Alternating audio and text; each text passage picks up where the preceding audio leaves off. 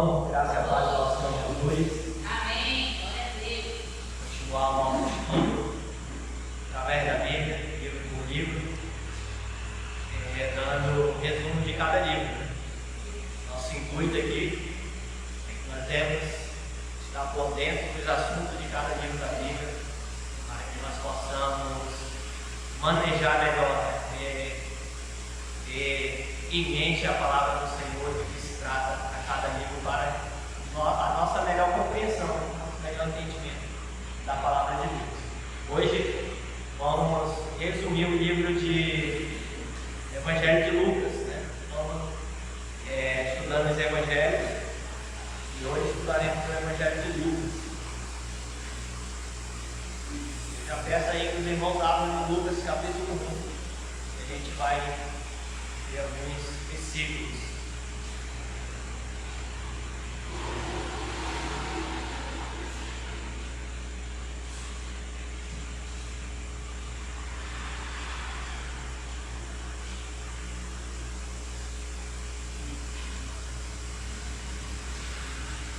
Muito bem. O Evangelho de Lucas, eles apresentam uma narrativa que expõe Jesus como o homem perfeito e divino. Nós vemos que cada livro ele apresenta Jesus de determinada forma, né? Jesus como o Messias, o enviado, Jesus como homem, né? E Lucas ele expõe Jesus dessa forma, como um homem perfeito e divino. Lucas escreveu especialmente para o povo grego, cuja missão era melhorar o homem moral, intelectual e fisicamente, cujo ideal era o homem perfeito. Então esse era o grupo alvo de Lucas, né? O grupo que Lucas escreveu direcionando o Evangelho de Lucas. A missão dos gregos era essa, né? Como ele diz aqui, né? Melhorar o homem moral, intelectual, fisicamente, e cujo ideal era o homem perfeito. Então os gregos eles tinham essa visão do homem perfeito, né? Um ser intelectual, moralmente correto, né? Fisicamente também, e um homem perfeito. Lucas ele tenta, através das suas narrativas, né, através da sua pesquisa, seu escrito, né, descrever Jesus como esse tal homem a qual eles esperavam. Assim como os judeus fracassaram em obter a salvação por meio da lei e das cerimônias, da mesma forma os gregos falharam em obtê-la mediante a cultura e a filosofia. Então, os judeus também eles tinham em mente, né, que o fato deles cumprirem todo aquele rito, né, as cerimônias, guardar o sábado, circuncidar-se, eles eram salvos por isso, né? E eles se enganaram da mesma forma que os gregos também entendiam que pela filosofia, pela cultura, né, o saber, né, eles poderiam chegar a esse homem perfeito, né? E da mesma forma também eles falharam. A educação era para os gregos o que a lei era para os judeus. Então os gregos eles enfatizavam muito, né, acentuavam muito a educação, né, o homem culto, o homem sábio, o homem inteligente, né, aquele intelectual. Por isso que da filosofia grega, né, saiu aí os maiores filósofos, né, que até hoje são estudados. Então essa era a característica desse povo, né? O mestre que os levaria a Cristo, percebendo sua incapacidade de salvar a humanidade pela educação, muitos filósofos gregos consideraram a vida de um homem divino como a única esperança de salvação. Então, eles consideraram, vendo que através do intelecto, esse homem a qual eles pintaram, né, como sendo um homem perfeito, eles falhariam através da situação da salvação, né? Eles esperavam um homem divino como única esperança da salvação, né? Então ele esperava algo superior ao seu intelecto, ao seu conhecimento.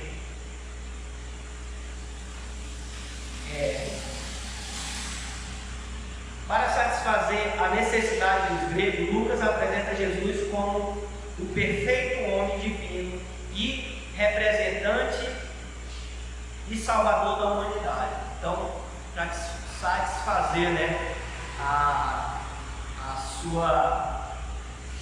seu intelecto, né, aquilo que eles esperavam, né, a sua cultura, Lucas escreve a eles, né, apresentando a Jesus dessa forma, né, como um homem, um salvador, né, um homem perfeito e divino. Amém?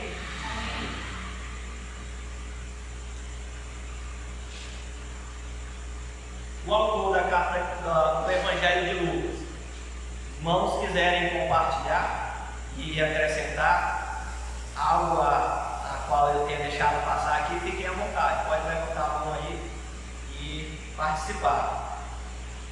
Lucas, companheiro do apóstolo Paulo. Estava até comentando lá com o irmão dele, né, perguntei a ele, isso era uma confusão que eu tinha na mente, que o Evangelho de Lucas, ele havia sido escrito, né, imaginava pelo apóstolo, né, que foi chamado por Jesus, mas Lucas ele foi escrito pelo companheiro de Paulo, né, um grego praticamente, né. Isso está lá em Colossenses capítulo 4, versículo 14, que ele vai falar desse amigo dele, né, que é médico também, e por sinal escreveu Atos dos Apóstolos. Então esse é o autor do Evangelho de Lucas, né? Esse Lucas que era grego, de Pretória, se eu não me engano, sua nacionalidade, não o Lucas que apóstolo, né? Ele era discípulo dos apóstolos, ele não viveu com Jesus, mas ele foi discípulo dos apóstolos e parceiro de Paulo na sua caminhada. Aqui se encontram, aqui no Evangelho de Lucas também se encontra alguns trechos, alguns detalhes que nos outros evangelhos nós não encontramos. Por exemplo, algumas parábolas contadas por Jesus que não aparecem nos outros evangelhos. A do filho pródigo, a do bom samaritano, a do rico tolo, do rico e Lázaro, e a belos cânticos e orações de louvor, como o cântico de Maria, de Zacarias e de Simeão. Então essas são algumas coisas que nos outros evangelhos nós não vamos encontrar, somente no Evangelho de Lucas, né? Então ele tem essa particularidade. Lucas ele era como já mencionei aqui, grego, né? E ele tinha essa característica dos gregos, né? De ser culto, era um médico, né? E pesquisador, tanto que para escrever o livro de Atos ele pesquisou, né? Ali todos aqueles os apóstolos, né? Aqueles que viveram com Jesus, para poder escrever Atos dos Apóstolos. O Evangelho de Lucas também não foi diferente, né? Ele pesquisou, ele foi mais a fundo do que os outros evangelhos, e ele mostra detalhes aqui que outros evangelhos não têm.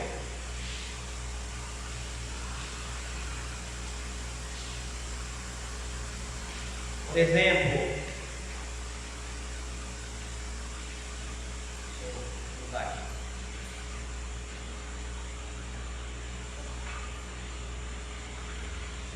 o Evangelho de Lucas é dirigido aos gregos em particular.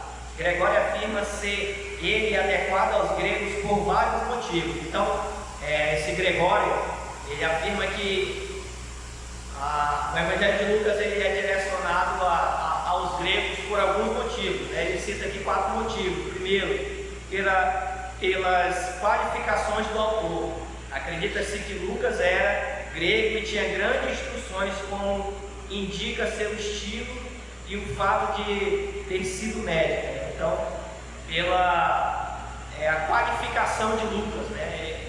Ele acredita-se que ele foi direcionado aos gregos. O outro fato é pelo arranjo da obra, né? Como ele arranjou, como ele escreveu toda esta obra. O outro é pelo estilo. O Evangelho de Lucas exerce atrações especiais pela eloquência política.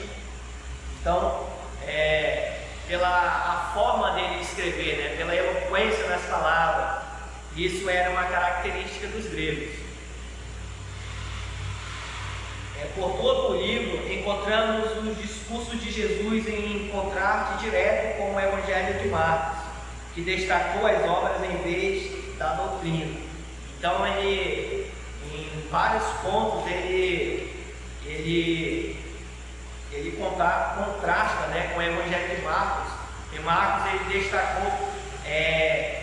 destacou as obras em vez da doutrina, e Lucas já destacou mais a doutrina, ou seja, o ensino, né, o conhecimento ali que Jesus havia passado para os seus discípulos. Outro ponto é pelas omissões. Partes especificamente judaicas foram omitidas. Então, pelas algumas omissões que tem em Lucas, né, ele indica que ele foi direcionado aos gregos. Por exemplo, o livro de Mateus, ele tem muitas referências ao Antigo Testamento, porque ele foi direcionado aos judeus, né? Então ele tinha que ter comprovação para o que ele estava falando. E Lucas não, ele não se preocupou com isso. Ele não tem quase ou não tem nenhum praticamente referência ao Antigo Testamento no Evangelho de Lucas, porque não era essa a preocupação dele. O conteúdo, o autor aqui ele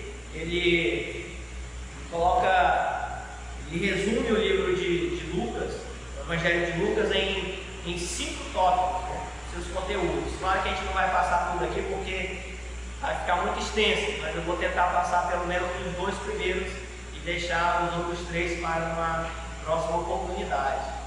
Primeira é a introdução, ele começa com a introdução, o Evangelho de Lucas. Se você for ver aí no capítulo 1, versículo 1 ao 4, quem puder ler aí para mim, por favor, ele começa introduzindo o assunto que ele vai falar, livro. Quem puder ler aí, a voz bem alta.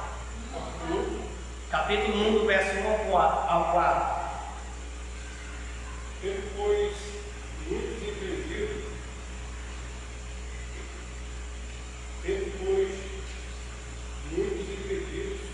por em ordem a narração dos fatos que entre nós se cumpriram, segundo nos transmitiram os mesmos que nos presenciaram desde o princípio, e foram ministros da palavra. Mas eu e bem a mim, conveniente descrever os artigos com a excelente Teófilo, por sua ordem, havendo-me já informado minuciosamente de tudo dele que preciso, para que conheçais a certeza das coisas de que já estáis informados. Amém. Então, como era de costume entre os historiadores romanos, Lucas começa o seu evangelho com um prefácio. Ele diz que muitos homens da sua época tinham tentado escrever a narrativa do ministério de Jesus Cristo. Então nós vemos aqui no versículo 1 que ele diz: visto que muitos houve que empreenderam uma narração coordenada dos fatos que entre nós se realizaram. Então ele viu que muitas pessoas tinham tentado escrever os acontecimentos daquela época, né, que eram os acontecimentos que Jesus havia realizado, né, os seus feitos, suas obras, os milagres, o seu nascimento, enfim. Ele começa dessa forma na sua introdução. Evidentemente, não satisfeito com essas tentativas, empreende a obra de escrever um relato ordenado da vida de Jesus. Declara as suas qualificações para a obra, a saber, o fato de ter recebido as informações de testemunhas oculares, né? Então, ele diz aqui que ele pesquisou, pesquisou de pessoas que conviveram com Jesus, que viram os milagres de Jesus, como nós podemos ver no versículo 2, como ele diz, conforme nos transmitiram os que desde o princípio foram deles testemunhas oculares e ministros da palavra, né? Então, ele pesquisou de pessoas que conviveram com Jesus, que viram os milagres que Jesus havia realizado, enfim, tudo aquilo que havia acontecido no ministério de Jesus. E por ter feito conhecimento dos dados da vida e do ministério de Jesus desde o princípio, dedica em segunda o Evangelho ao Teófilo, com a finalidade de confirmar a sua fé. Versículo 3 e 4, né, ele descreve isso, né, dedicado a Timóteo, né, para que viesse confirmar a fé daquele irmão, né, aquilo que ele pesquisou, que ele foi a fundo, né, com pessoas que conviveram com Jesus, e ele dedica a Teófilo para a confirmação da fé de Teófilo, né, para a confirmação da fé dele. Olha, tudo que eu pesquisei, tudo aquilo que eu ouvi de pessoas que conviveram com ele, é tudo verdade, né?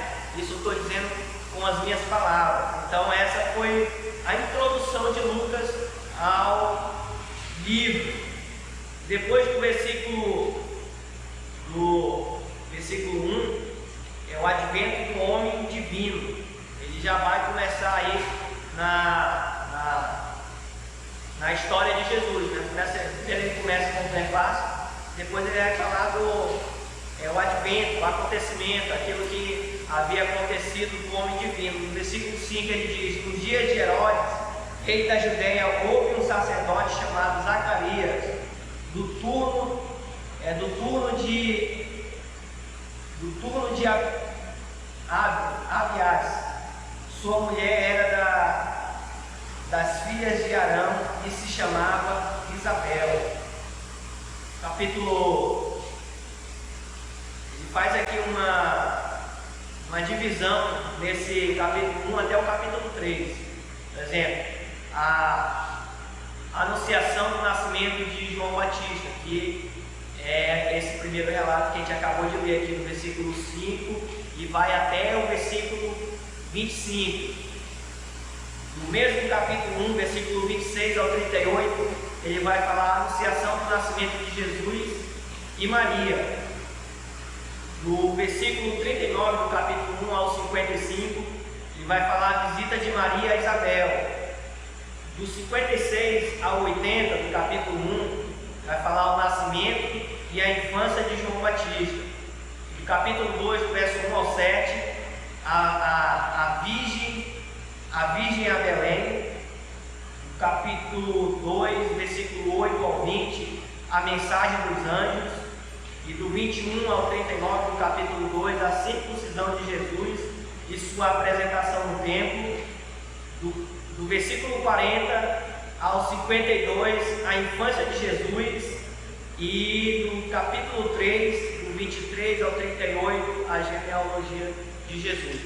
Então ele vai apresentar os acontecimentos do homem divino desde a anunciação dos anjos a Zacarias, né, até aqui nesse ponto que é a genealogia de Jesus.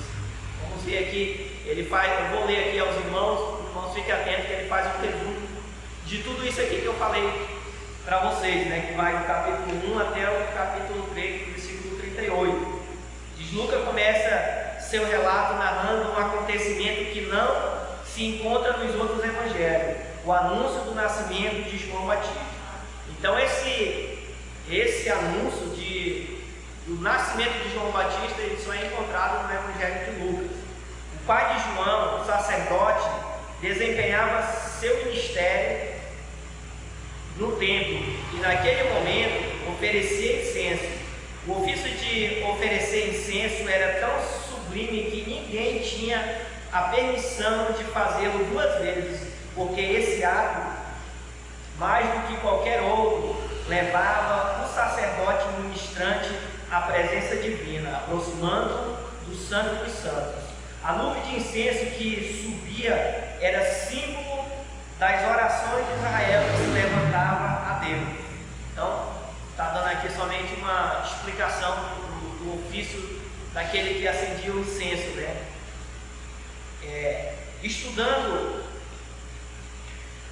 Estando ocupado nesse ministério, apareceu-lhe um anjo e anunciou-lhe o nascimento de um filho.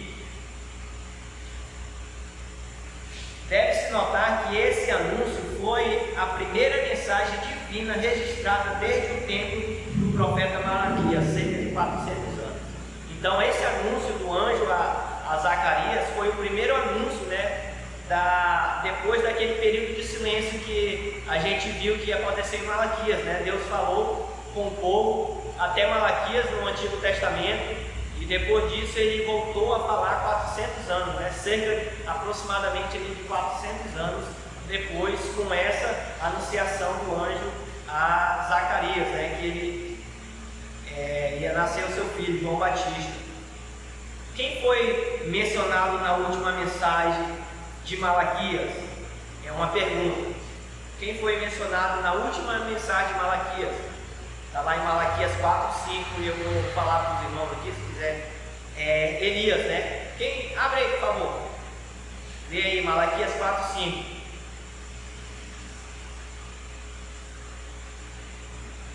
Quem achar aí, por favor.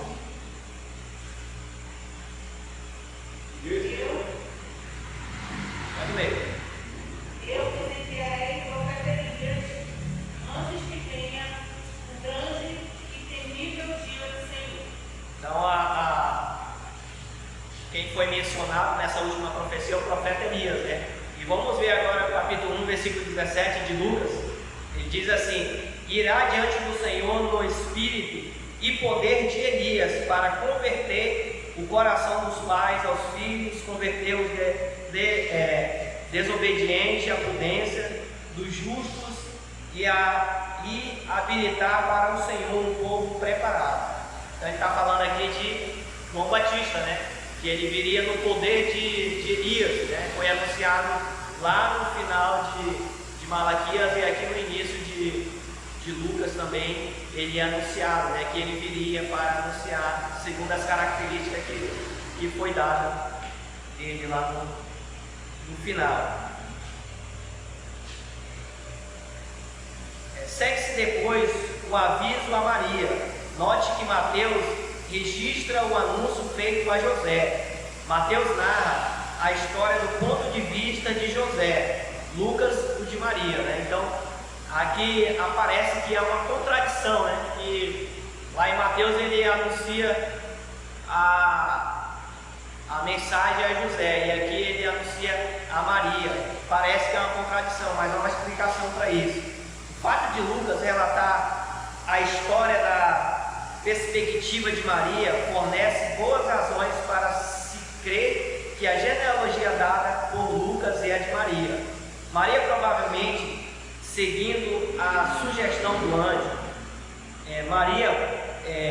provavelmente seguindo a sugestão do anjo, visita sua prima Isabel. Em resposta à saudação de Maria, Isabel pronuncia o belíssimo cântico, geralmente conhecido como Magnificat. Está lá em versículo 46 ao 55, né, que é o cântico de Maria. Então ela vai anunciar esse cântico.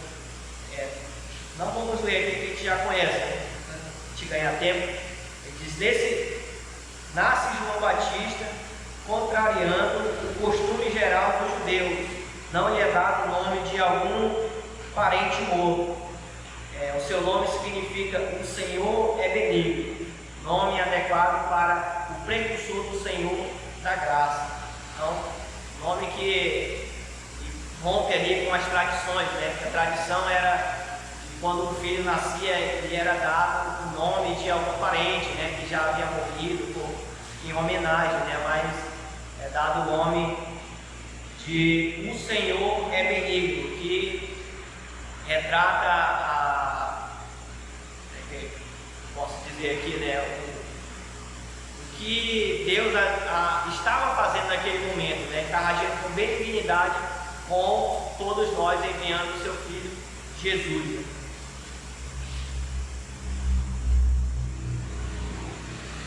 A língua de Zacarias solta-se e ele, cheio do Espírito Santo de Deus, louva-o num cântico conhecido em geral como Benedictus. Aqui são no original, né, que quer dizer nome dos cânticos, tá? No capítulo 1, versículo 68 ao 79. Mateus registra apenas o fato de Cristo ter nascido em Belém. Lucas dá detalhes e apresenta as circunstâncias que induziram José e Maria a fazerem a viagem a essa aldeia, isto é, o recenseamento romano que exigiu a presença de cada pessoa em sua aldeia natal para fins de imposto, né? Então ele dá esses detalhes, né, que por que eles saíram dali da cidade deles e foram para outra cidade para que Jesus viesse a nascer em Belém. E já em Mateus ele não tem todos esses detalhes. Então a gente vê aqui que realmente Lucas ele fez uma pesquisa bem mais profunda, né? Foi bem mais a fundo.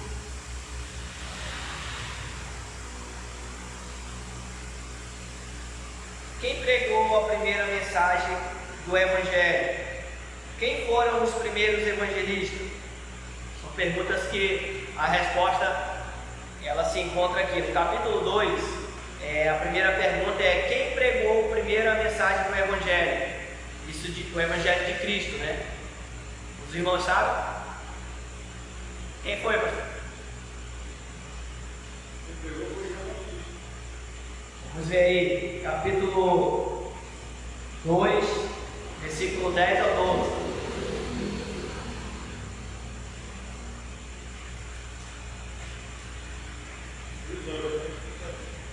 Os anjos, né? Aí está a resposta, né? Capítulo 2, então, quem foram os primeiros, quem pregou a primeira mensagem do Evangelho, né? Então a mensagem que viria o Salvador, né? Foi os anjos. A outra pergunta é: quem foram os primeiros evangelistas? Aqueles que saíram a anunciar as boas novas de Jesus. Quem? Quem chuta aí? Os pastores, muito bem, parabéns. Os pastores foram os primeiros evangelistas, né? Está lá no capítulo 2, do 15 ao 17. E logo que eles receberam a notícia dos anjos, eles foram espalhar que havia nascido, né, o Redentor, Cristo, nosso Salvador.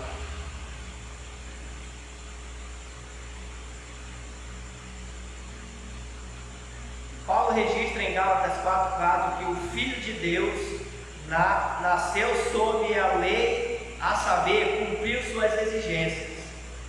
Lá, Gálatas 4,4, né, ele vai falar que Jesus, para que eles venham compreender, né, que Jesus era o Messias, o enviado, né, ele diz que ele nasceu sobre o jugo da lei, né, e ele cumpriu as suas exigências. E aqui no versículo 21 ao 24, diz assim vemos seus pais em Lucas 2, 21 e 24, ele cumprindo as exigências. Diz assim: completando 8 dias para ser circuncidado, o menino, deram-lhe o nome de Jesus, como lhe chamara o anjo, antes de ser concebido. Então, a primeira exigência, né, que ele cumpriu ali da lei foi a circuncisão, né, que ele foi circuncidado ao 8º dia.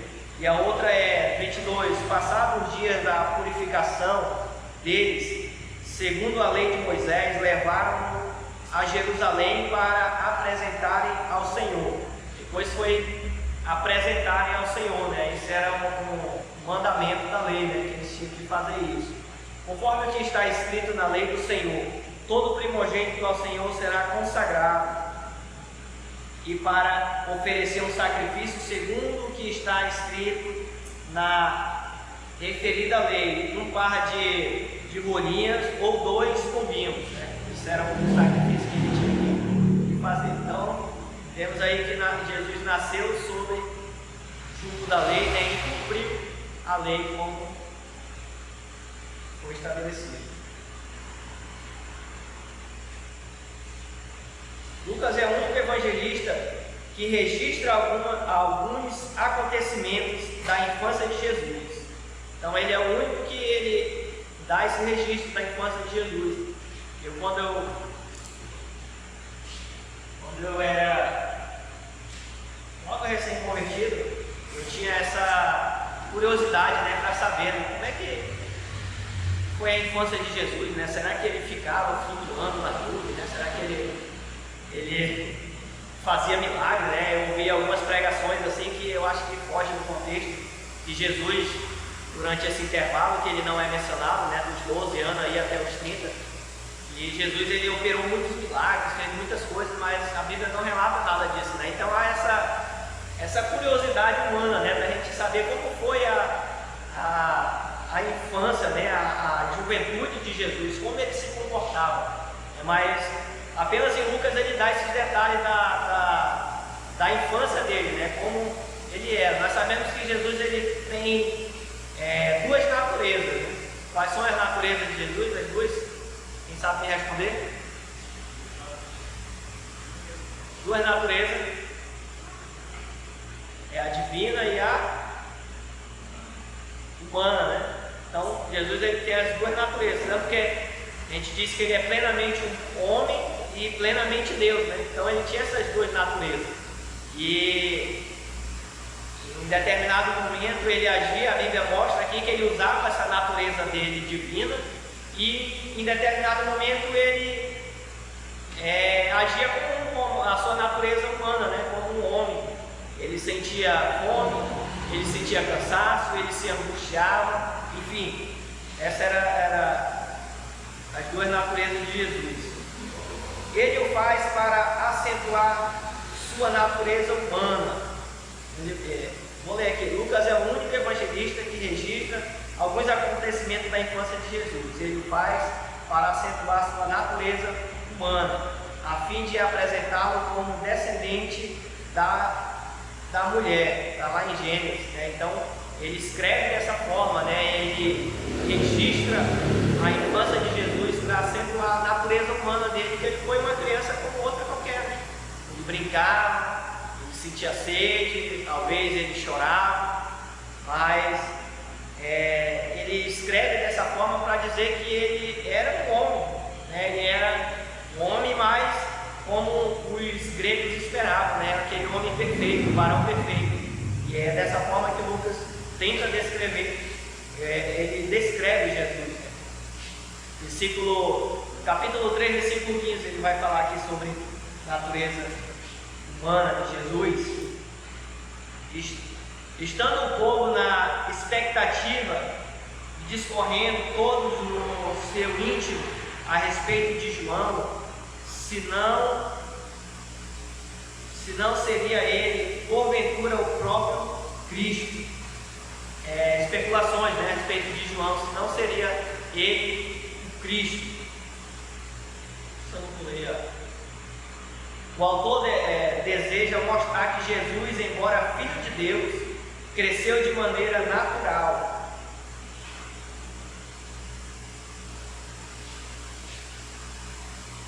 Ele registra a visita de Jesus a Jerusalém para demonstrar que Jesus, desde pequeno, tinha conhecimento da sua missão divina. No capítulo 2, versículo 49, vai falar do seu conhecimento, né, que ele tinha claramente em mente a sua missão divina, né, aquilo para a qual ele foi enviado à terra. Ele lhes respondeu: por que me procuravas? Não sabeis que me cumpre estar na casa de meu pai?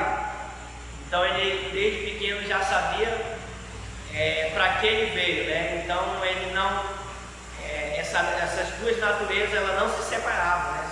Jesus, tanto sendo homem, ele sabia da sua missão como sendo Deus, né? Sua missão divina. Então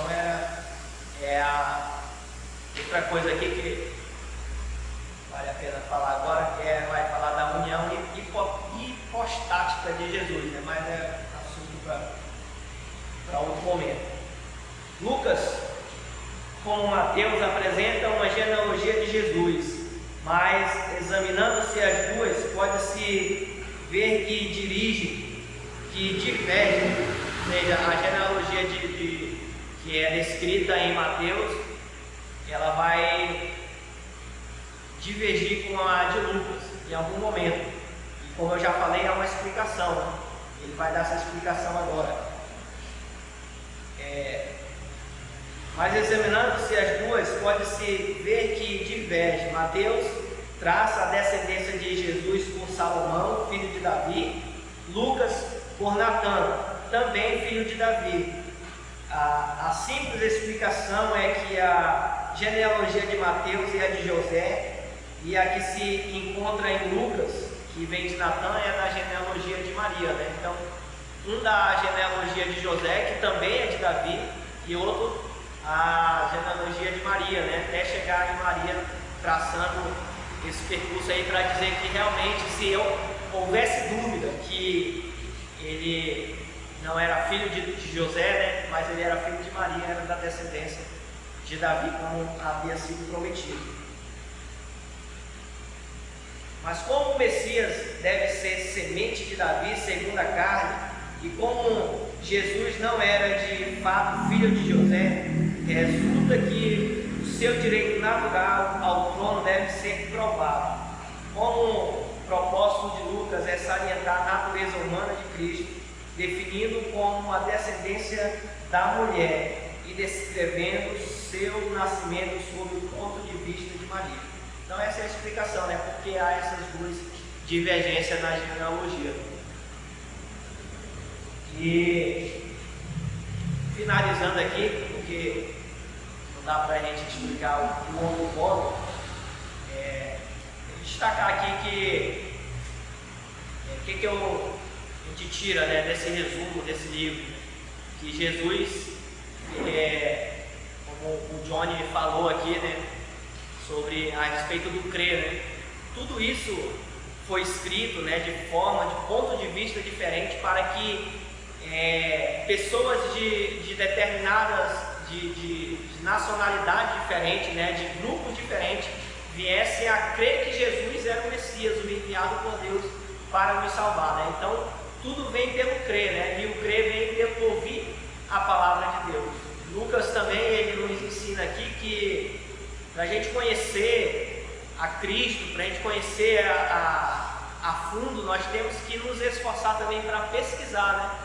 Como ele fez aqui, ele pesquisou, ele foi a fundo, viu detalhes que outros não expuseram para a nossa melhor compreensão. Então, para que a gente venha ter uma melhor compreensão dos evangelhos, da vida de Jesus, do mistério de Jesus, a melhor compreensão acerca da nossa salvação, nós temos que ir mais a fundo na palavra de Deus, para que a gente venha ter esse conhecimento, essa segurança em nós, e também transmitir isso àqueles que ainda têm dúvida acerca do ministério de Jesus, acerca da salvação, enfim, acerca das doutrinas de Deus.